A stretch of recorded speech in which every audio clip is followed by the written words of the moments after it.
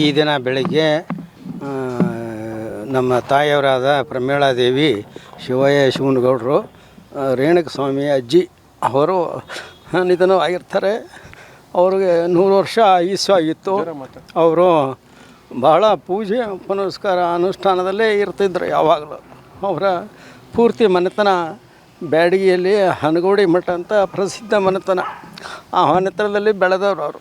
ಆಮೇಲೆ ಬೇಕಾದಷ್ಟು ಸ್ವಾಮಿಗಳ ಜೊತೆಗೆ ಶಿವಾಚಾರ್ಯರು ವಿರಕ್ತ ಗುರುಗಳ ಜೊತೆಗೆ ಎಲ್ಲ ಕೂಡ ಜೊತೆಗೆ ಇದ್ದು ಹೊಡೆದಾರ. ಬ್ಯಾಡಗಿ ಮುರುಘಾ ಮಠದ ಒಂದು ಶಿಷ್ಯ ಪರಂಪರೆಯಲ್ಲಿ ಭಾಳಷ್ಟು ದಿನ ಅವರು ಇದ್ದರು ಅಂತ ನಾವು ದುರ್ಗಕ್ಕೆ ಬಂದಾಗಿಂದ ನಮ್ಮ ಹತ್ರ ಇದ್ದಾರೆ.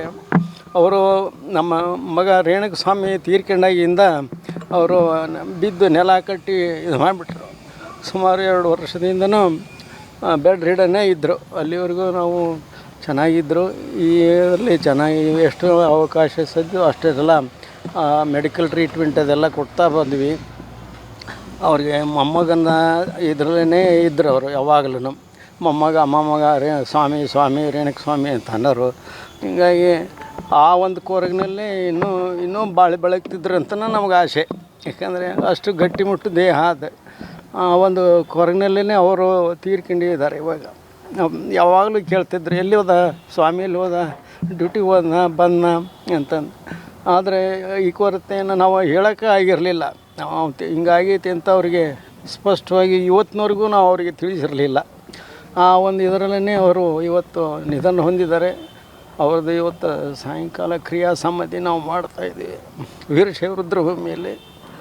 ಅದಕ್ಕೆ ನಾವು ಯಾವ ರೀತಿ ಏನು ಸ್ಪಂದಿಸಬೇಕು ನನಗೆ ಗೊತ್ತಾಗ್ತಾ ಇಲ್ಲ. ಯಾಕಷ್ಟು ಅಟ್ಯಾಚ್ಮೆಂಟ್ ಸರ್ ಅವ್ರಿಗೆ? ಏನು ಯಾವ ರೀತಿ ಮೊಮ್ಮಗ ಯಾವಾಗಲೂ ಮೊಮ್ಮಗನ ಮೇಲೆ ಭಾಳ ಪ್ರೀತಿ. ಅವರು ಅವ್ರದ್ದು ನಮ್ಮ ತಾಯಿ ರೂಮ್ನಲ್ಲೇ ಬಂದು ಅವನು ಬೆಳಿಗ್ಗೆ ಎಲ್ಲ ಡ್ರೆಸ್ ಮಾಡ್ಕೊಂಡು ಅಜ್ಜಿ ಹೇಳಿ ಚೇಷ್ಟೆ ಮಾಡಿ ಅದೆಲ್ಲ ಹೋಗ್ತಾಯಿದ್ದ. ಅಜ್ಜಿ ಬೈದು ಸರಿಯಾಗಿ ಹೋಗೋ, ಸರಿಯಾಗಿ ಕೆಲಸ ಮಾಡೋ ಅಂತಲೇ ಹೇಳಿ ಬೈದು ಕಳಿಸ್ತಾಯಿದ್ರು. ಒಂದು ಅಟ್ಯಾಚ್ಮೆಂಟು ಭಾಳ ಇದರಿಂದನೇ ಇದ್ದಿದ್ದು ಮೊದಲಿಂದ. ಅವನಂದ್ರೆ ಏನೇ ಟ್ರೀಟ್ಮೆಂಟ್ ಇದ್ದರೂ ಅವನೇ ಕೊಡಿಸ್ತಾ ಇದ್ದ. ಏನಾರು ಹೆಚ್ಚು ಕಡಿಮೆ ಆದರೂ ಕೂಡ ಅವನು ಅಪೋಲೋ ಫಾರ್ಮ್ಸಲ್ಲಿ ಇರೋದ್ರಿಂದ ಸ್ವಲ್ಪ ಮಾಹಿತಿ ಇರೋದ್ರಿಂದ ತಂದು ಮಾಡಿ ಎಲ್ಲ ಕೊಡ್ತಾಯಿದ್ದ. ಹಾಗಾಗಿ ಮೊಮ್ಮಗ ಅಂದರೆ ಭಾಳ ಹೆಚ್ಚಿನ ಒಂದು ಪ್ರೀತಿ ಇತ್ತು. ಹಂಗಾಗಿ ಆಯಿತು. ಕೇಳಿದ್ರೆ ಯಾವಾಗಾದ್ರೂ ಕೇಳಿದ್ರೆ ರೇಣುಕಸ್ವಾಮಿ ಇಲ್ಲಿ ಏನು? ಭಾಳಷ್ಟು ಸಲ ಕೇಳಿದ್ದಾರೆ. ನಾವು ಸುಮ್ಮನೆ ಸುಳ್ಳು ಹೇಳಿದ್ವಿ, ಅಲ್ಲಿ ಹೋಗಿದ್ದಾನೆ ಇಲ್ಲಿ ಹೋಗಿದ್ದಾನೆ ಬರ್ತಾನೆ ಅಂತಂದು. ಕಾಣ್ತಾನೆ ಇಲ್ಲಲ್ಲೋ. ಆ ಸೊಸೆ ಬಗ್ಗೆ ಕಂಡು ಆಕಿಗೆ ಕೇಳಿದಾಳೆ. ಮೊಮ್ಮಗನ್ನು ಎತ್ತಿದ್ದು ಮುದ್ದಾಡಿಸಿದ್ದಾರೆ. ಈಗ ಮೊಮ್ಮಗನು ಕೂಡ 1 ವರ್ಷ 5 ತಿಂಗಳು ಆಗಿದ್ದಾನೆ. ಅಲ್ಲಿವರೆಗೂ ಅವರು ನೋಡಿ ಕಣ್ತುಂಬ ನೋಡಿ ಒಂಥರ ಏನೋ ನೆಮ್ಮದಿಯಲ್ಲಿದ್ದರು. ಆದರೆ ಮೊಮ್ಮಗನ ವಿಚಾರನ ಕೇಳ್ತಾನೆ ಇದ್ದರು ಯಾವಾಗಲೂ ಇತ್ತಿದ್ದು. ನಾವು ಏನೇನೋ ಅಲ್ಲಿ ಹೋಗ್ಯಾನ ಇಲ್ಲಿ ಸುಳ್ಳು ಹೇಳಿದ್ವಿ. ಇಲ್ಲಿವರೆಗೂ ಕೂಡ ನಡೆದ ಘಟನೆಯನ್ನು ಹೇಳಕ್ಕೆ ಹೋಗಿಲ್ಲ ನಾವು. ಆದ್ರೂ ತಂದ್ರೆ ಅವರು ಮದುವೆ ಟೈಮ್ನಲ್ಲೇ ಅದು ಇದಾಗಿ ಬಿದ್ದುಬಿಟ್ರಲ್ಲ. ಆಮೇಲೆ ಒಂದು ಸಲ ಹೇಳಿದ್ವಿ ಅಷ್ಟೇ ಹಿಂಗಾಗೈತೆ ಅಂತ. ಆವಾಗಿನಿಂದನೂ ಒಂಥರ ಮನಸ್ಸಿಗೆ ಶಾಕ್ ಆಗಿತ್ತು ಅವ್ರಿಗೆ. ಅಂದರೆ ಮರುವು ಜಾಸ್ತಿ ಇರೋದ್ರಿಂದ ಅವ್ರಿಗೆ ಪದೇ ಕೇಳಾರ ಅಷ್ಟೇ.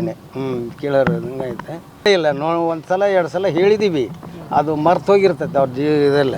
ಆದರೆ ಏನಂದರೆ ಪದೇ ಕೇಳಾರ ಅಷ್ಟೇ. ಎಲ್ಲೇ ಸ್ವಾಮಿ ಎಲ್ಲೇ ಅಂತ. ಅದೇ ಅಲ್ಲಿ ಹೋಗ್ಯಾನ ಇಲ್ಲಿ ಹೋಗ್ಯಾನ ಅಂತಂದು ಹೇಳೋದು ಸುಮ್ಮನೆ ಅವಾಯ್ಡ್ ಮಾಡ್ತಿದ್ದೆ ಅಷ್ಟೇ. ಆದರೆ ಇವತ್ತು ಅವರ ಕಾಲ ಆಗಿದೆ. ಅವ್ರದ್ದು ಜೀವನ 100 ವರ್ಷ ಬಾಳೆ ಬದುಕಿದ್ದಾರೆ. ನಾವು ಅವ್ರಿಗೆ ಯಾವ ರೀತಿ ಇದು ಮಾಡಬೇಕು ಅದೆಲ್ಲ ಮಾಡೋದು ವ್ಯವಸ್ಥೆ ಮಾಡ್ಕೊಂಡಿದ್ವಿ. ನಮ್ಮ ಸಮಾಜ ಐತೆ, ಬಂಧು ಬಳಗ ಇದ್ದಾರೆ. ಎಲ್ಲರೂ ಇಲ್ಲಿವರೆಗೂ ನಮ್ಗೆ ಭಾಳ ರೀತಿಯಿಂದ ಸಹಕಾರ ಸಲಹೆ ಎಲ್ಲ ಕೊಟ್ಟಿದ್ದಾರೆ. ಅವರೆಲ್ಲರಿಗೂ ಕೂಡ ನಾವು ಧನ್ಯವಾದಗಳು ತಿಳಿಸ್ತೀವಿ. ನೀವು ಮೀಡಿಯಾದವರು ಕೂಡ ನಮಗೆ ಭಾಳಷ್ಟು ಸಹಕಾರ ಕೊಟ್ಟಿದ್ದೀರಿ, ಸರ್ಕಾರ ಕೊಟ್ಟಿದೆ, ನ್ಯಾಯಾಂಗ ಕೊಟ್ಟಿದೆ. ಎಲ್ಲರಿಗೂ ಧನ್ಯವಾದ. ಆಯ್ತು.